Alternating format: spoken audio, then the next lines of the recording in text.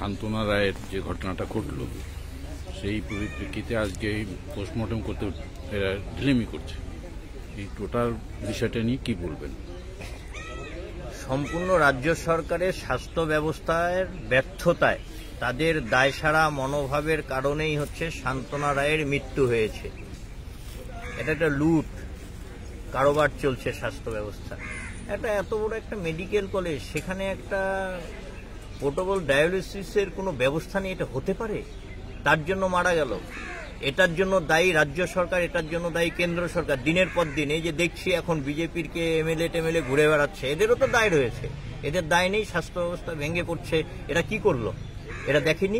আজকের ঘটনা দিনের পর দিন ঘটছে, মেদিনীপুরে ঘটেছে, আরজি করে ঘটেছে, তারপরে আজকে গরিব মানুষ, একটা মা যার পেটে 10 দিন বাচ্চাটা থাকলো, একদম কোনো রকম তার ঝুঁকি না নিয়েই হচ্ছে সন্তানের জন্ম দিলেন। সন্তানের জন্ম নেওয়ার পরে 23 দিনের মাথায় মাটা মারা গেলেন। তাই কে নিবে? দায় রাজ্য সরকারকে নিতে হবে, দায় কেন্দ্র সরকারকে নিতে হবে। তারা খুন করেছে একটা মাকে, একটা বাচ্চাকে সন্তান হারা করেছে, মা হারা করেছে।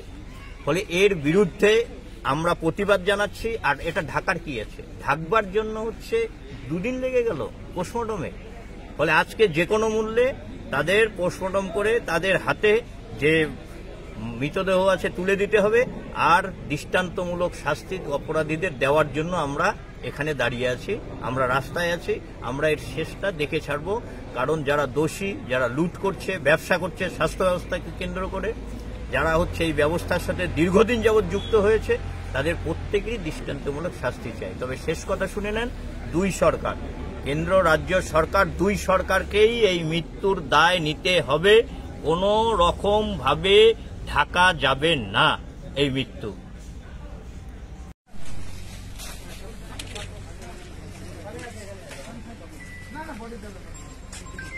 বডি না দিলে আজকে তুলফাল হয়ে যাবে, একদম স্পষ্ট কথা বলে দিচ্ছি। বডি না দিলে তুলফাল হয়ে যাবে। ভিডিওগ্রাফি করতে হবে, ভিডিওগ্রাফি।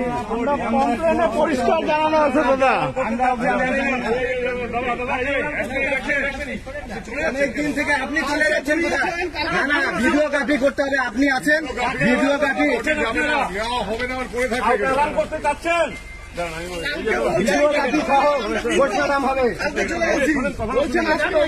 কথাটা শুনবেন তো, 24 তারিখ অ্যাপ্লাই করছিল পরিবার থেকে, তার রিসিভ কপি আমাদের কাছে আছে। 24 তারিখে অ্যাপ্লাই করছে, আজকে 24 গেছে, 25 গেছে, আজকে 26। আজকে আমার বডি লাগবে। 3টা দিন ধরে একটা মৃত্যুর পরে হিন্দু ধর্মে আর কতদিন ওয়েট করে দাহ করার জন্য? অবশ্যই কতদিন হিন্দু ধর্মে দাহ করে? কতদিন?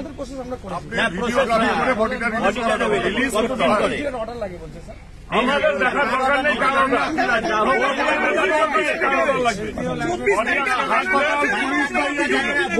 আমাদের লাগবে। আমাদের দেখার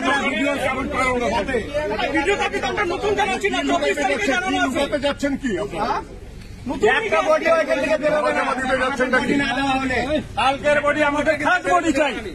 প্রথম বডি বেরোবে আমাদের, আমাদের আগে আমাদের বডি বেরোবে, তারপরে অন্য বডি বেরোবে।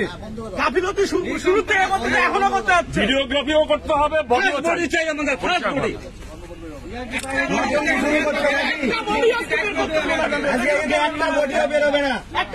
ধামাচাপা দিতে যাচ্ছেটা কি? মানে জাল স্যালাইন কাণ্ডকে ধামাচাপা দিতে যাচ্ছে ডিলে করে।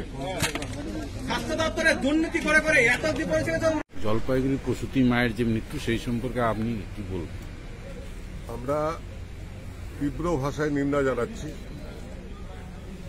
স্বাস্থ্য দপ্তর যে একটা ঘুঘুর বাসা, আবার এটা প্রমাণ হয়ে গেল। এবং এখানে যা চলছে, লুটতরাজ চলছে, পরিষেবা, স্বাস্থ্য পরিষেবা একেবারেই তলানিতে। একটা পোর্টেবল ডায়ালিসিস মেশিনের অভাবে একটি প্রসূতি মা মারা গেছে, এটি দুঃখের আর কি হতে পারে? উত্তরবঙ্গ আমরা বলি, উত্তরবঙ্গে আমরা আছি। এটা কলকাতায় কোনো বড় একটা নার্সিংহোমে বা বড় একটা হসপিটালে যদি এটা হতো, তাহলে কি হতো? আমরা এখনো চুপচাপ আছি। বড় বড় কথা বলে যাচ্ছে রাজনৈতিক নেতা, কিছু এমএলএ জনপ্রতিনিধি বলে গেছে এখানে, তাই তাদের ঘাড়েও চাপে। 10 বছর 15 বছর ধরে এমপিগুলি তো সব তাদের। তারা কি করলো? রাজ্য সরকার কি করলো? স্বাস্থ্য দপ্তরের তো চেয়ারম্যান হচ্ছে মেডিকেল কলেজের বর্তমান শিলিগুড়ির মেয়র, তিনি তো সম্পূর্ণভাবে ব্যর্থ। কেন আনতে পারলেন না? আজকে বলছে 42 লক্ষ টাকার একটা প্রজেক্ট সাবমিট করা হয়েছে। একটা পোর্টেবল ডায়ালিসিস মেশিনের অভাবে একটা আইসিইউর ভিতরে একটি প্রসূতি মা মারা যাচ্ছে। একটা সুস্থ মা সুস্থভাবে যে সন্তানের জন্ম দিল, তারপরে তার এই চিকিৎসা ব্যবস্থার পরিণতির কারণে তার মৃত্যু। এই যে ঘটনার উপযুক্ত তদন্ত, একদম এই তদন্ত বিচার বিভাগীয় তদন্ত হওয়া দরকার। আমরা চাই পোস্টমর্টম করে বডি দেওয়া হোক এবং বোর্ড বসে সেটা সুনির্দিষ্টভাবে সেটা যাতে আইডেন্টিফাই হয় কি কারণে, কি গাফিলতির কারণে, রাজ্য সরকারের স্বাস্থ্য দপ্তরের কি গাফিলতি, এই গাফিলতি মানুষের কাছে উন্মোচন করা দরকার। এটা আমরা শেষ দেখে ছাড়বো, এটা আমাদের হুঁশিয়ারি, এটা শেষ দেখে ছাড়বো। চলতে পারে না এভাবে। একটা ঘুঘুর বাসা বানিয়ে রেখেছি উত্তরবঙ্গ মেডিকেল কলেজকে, কিছুই পাওয়া যায় না এখানে। ডাক্তাররা দিনের পর দিন ছুটি নিয়ে চলে যায়, বিশেষজ্ঞ ডাক্তাররা, জুনিয়ররা মিলে হাসপাতাল চালাচ্ছে। এইরকম একটা পরিস্থিতির মধ্যে, অরাজকতা পরিস্থিতির মধ্যে চলছে।